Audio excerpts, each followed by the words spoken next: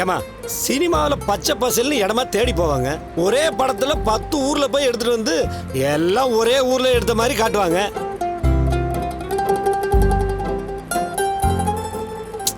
ஆனா ஒரிஜினல் ஊர்னா இப்படிதாம்மா இருக்கும்.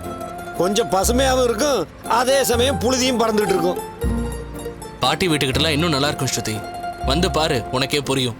ஏதோ சொல்ற, பாப்போம். ரோஹிணி, நீங்க பிறந்ததெல்லாம் மலேசியா தான் இல்ல? இந்த மாதிரி வில்லேஜ் எல்லாம் நீங்களும் பார்த்தது இல்லல்ல? இல்ல, நானும் சினிமால தான் பார்த்திருக்கேன். ஊரெல்லாம் ஓகே தான், ஆனா தங்குற இடம் கம்ஃபர்ட்டா இருக்குமான்னு தெரியலையே. அங்க ரூம்லாம் எதுவும் இல்லம்மா, வீடே ஓரளவுக்கு சின்னதா தான் இருக்கும். ரவி, உங்க அண்ணன் என்ன இப்படி சொல்றாரு? நீ அங்க எல்லா வசதியும் இருக்கும்னு தானே சொன்ன? ஆடம்பரமா எதுவும் இல்லாம இருக்கலாம், ஆனா நமக்கு தேவையானது எல்லாமே இருக்கும்.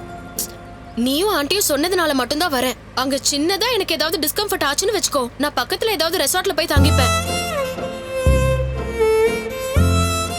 ஏமா இன்னும் ஊருக்கே போகல, அதுக்குள்ள திருப்பி போறத பத்தி பேசுறீங்க? இன்னும் எவ்வளவு தூரம் இருக்குன்னா? வந்துட்டோமா, இன்னும் கொஞ்சம் தூரம் தான். கண்ணை மூடிட்டு போன்ல 4 பாட்டை கேளுங்க. பாட்டு முடியும் போது ஊரு போய் சேர்ந்துடலாம்.